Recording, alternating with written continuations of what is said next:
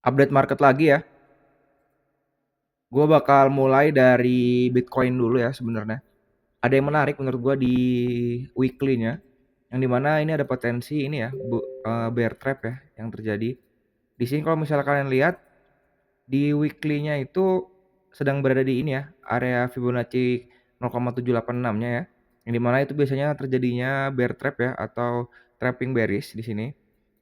Kalau kita lihat, ketika weekly-nya candle close-nya seperti ini dan membuat swing, ini ada potensi ke area 77.600 ya, targeting-nya ke area sini. Itu area neckline dari double top-nya juga yang sebelumnya. Lalu ada potensi jika ini di-break ada sampai ke 86.900 sampai 93.600 ya. Yang dimana kalau misalnya kita lihat juga di sini, indikator momentum juga sudah ini ya, oversold ya dan sudah crossing di sini. Ada potensi ini akan melakukan kenaikan untuk di minggu kedua jika minggu pertama ini closing-nya bullish seperti ini ya, seperti itu.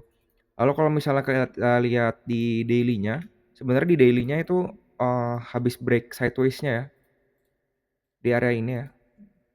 Dia jadi breaking area sideways semenjak dari 5 Februari sampai 3 Maret ya, baru di-break itu 4 Maret. Lalu ada potensi retest ya area sideways-nya 70.730. Di area sini lalu akan melanjutkan kenaikan ya sampai 76.900 sampai 78.830 ya di area ini. Area supply-nya di sini. Kalau misalnya kita lihat berdasarkan ini ya, eee, indikatornya itu sudah overbook dulu ya. Jadi ada potensi ini akan retest dulu ke bawah lalu akan shot up ke atas lagi seperti itu. Invalidasi level tuh di 62.850 ya, seperti itu. Untuk di daily-nya. Lalu kalau misalnya kita bahas di 4 jamnya, di 4 jamnya juga sama ya. Udah break major resistnya di area ini ya. Di area 71.600 di break lalu sekarang berada di area range tengah-tengah ya, ada antara area supply-nya dan juga area demand-nya. Di sini kalau misalnya gue lihat ada potensi ini akan retesting dulu ya ke area 17.600 yang dimana itu sebelumnya adalah ini ya, resist yang sangat kuat dari tanggal 7 Februari terbentuk, 9 Februari, 15 Februari baru di break ya dia, seperti itu. Lalu sebenarnya di sini ada beberapa point of interest yang menarik ya, yang dimana di sini kalau kita tarik Fibonacci juga ini berdekatan dengan area demand keduanya ya, di area 69.000 sampai 68.500. Jadi gue bakal ini ya, untuk sekarang outlook-nya tetap long. Entah itu di demand pertama ini di area 71.600 sampai 70.900 atau di area trendline-nya ini. Seperti inilah gambarannya ya. Lalu targetingnya ke 75.000 ya. Dengan sebenarnya invalidasi gue tuh di area ini ya, di bawah sini 63.600 ya. Ketika demand 1 dan demand 2 ini di break, belum tentu ini ya, belum tentu bearish ya, itu seperti itu. Jadi ini kan sideways-nya kan lama banget ya. Lalu kalau misalnya kita pakai ini ya, VRVB-nya gimana nih? Nggak ada yang berdekatan ya sama sekali.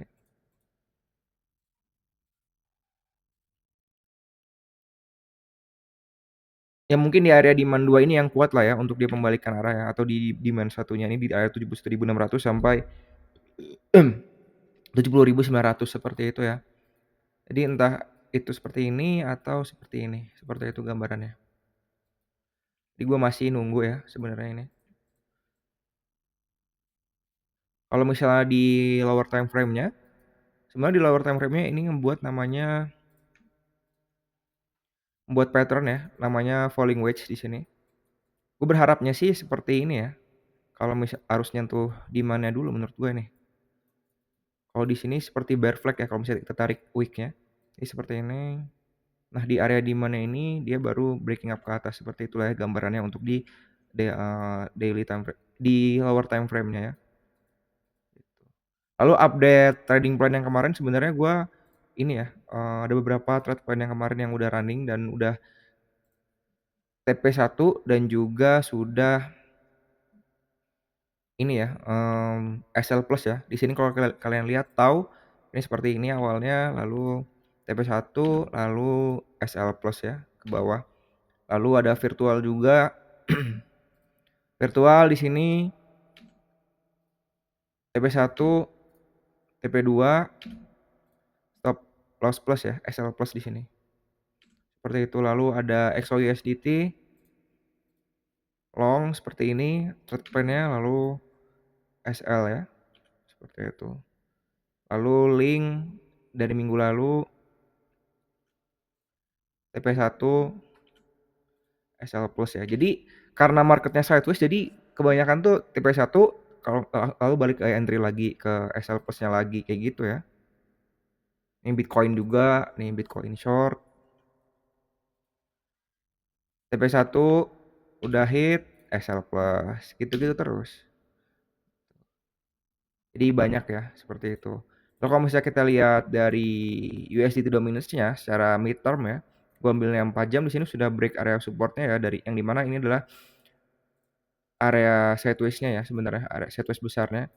Ini ada potensi juga retest ya, retesting area 7.600 sampai 7.790 ya di area ini, dua ini, lalu melanjutkan penurunannya. Sebenarnya penurunannya tuh bisa ini ya, area terdekatnya ada di 7.350 sampai 7.230 ya di area ini. Lalu untuk di next targetnya itu ada di 7.000 ya. Seperti itu untuk midterm-nya. Lalu kalau misalnya gue bahas ini ya,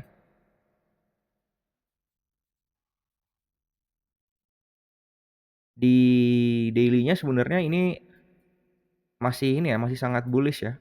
Kalau misalnya kalian lihat habis break area sideways-nya juga ada potensi retesting untuk melanjutkan penurunannya lagi seperti itu. Jadi itu ya kenapa gue masih ini ya fokus long, gue nggak mau nyari short dulu karena indeksnya USDT dominance-nya dan juga Bitcoin-nya itu udah break area sideways yang lama ya di area ini. Jadi gue masih nunggu nih ya di area demand ini, dan juga nunggu indikator momentumnya itu crossing up ya untuk konfirmasi lebih lanjut. Lalu kalau misalnya kita bahas ini ya XAUSDT, emas ya, komoditi emas ya, terhadap Tether USDT. Di sini kalau misalnya kita lihat secara daily time frame ini berada di ini ya, area EMA-nya ya, moving average-nya. Lalu kalau misalnya kita lihat berdasarkan tren juga, ini masih sangat-sangat bullish. Sekarang berada di area ini ya, of interest-nya ya, yang dimana ini adalah area demand-nya. Lalu ada area ini ya, bull ratio 0,618. Ada potensi dan juga ada divergence ya di sini kalau kalian lihat. Ini divergence-nya. Ada potensi dari sini dia akan melakukan kenaikan lagi ya. Ke area paling dekatnya itu ke area 5.370 sampai 5.530 ya untuk di daily time frame-nya ini. Tapi ini berada di area inside bar ya sebenarnya ini. Kalau misalnya dia breaking area sini, area candlestick sebelumnya ya, area high candlestick sebelumnya di area ini. Di area 5.180 itu gue ada potensi untuk buying ya, untuk long untuk XAUSDT ini. 1/4, 1/2 oke lah. Masih oke. Kalau kita tarik jangka panjangnya ketika ini sudah terjadi swing ya, ini bisa sampai 5.660 sampai 6.080 ya di area ininya, Fibonacci-nya. Gitu. Coba gue pakai cluster bisa nggak ini ya?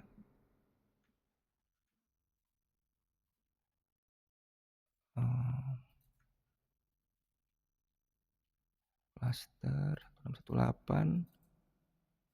Ini gue extend ke sini.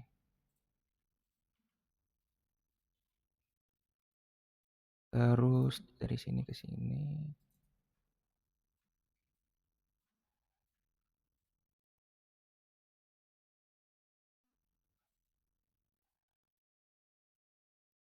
Terus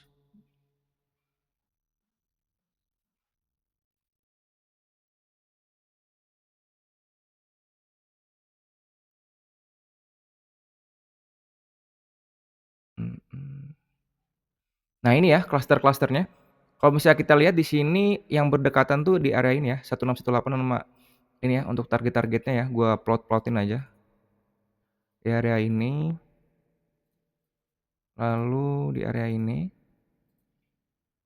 lalu ini ya, di area ini, lalu di area ini juga ada cluster.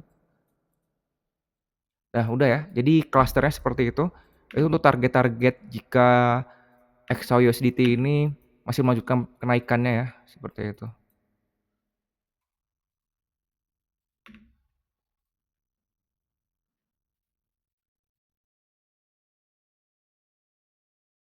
Untuk sekarang gue lihat closing daily besok gimana untuk konfirmasi lagi di area ini ya. Jadi kalau untuk sekarang sebenarnya gue belum ada ini lagi ya, belum ada entrian lagi, masih nunggu semua sebenarnya. Kayak di ETH-nya juga baru break area sideways-nya, ada potensi retesting. AVAX juga masih ada area demand-nya. Rata-rata ini altcoin ini pada di area demand-nya semua ya. Ini sebenarnya menarik untuk di buy ya. Gue mungkin lihat closing H4-nya dulu untuk semuanya nanti gimana. Lalu gue akan ini ya, buat video lagi kalau misalnya ada entrian seperti itu. Iya.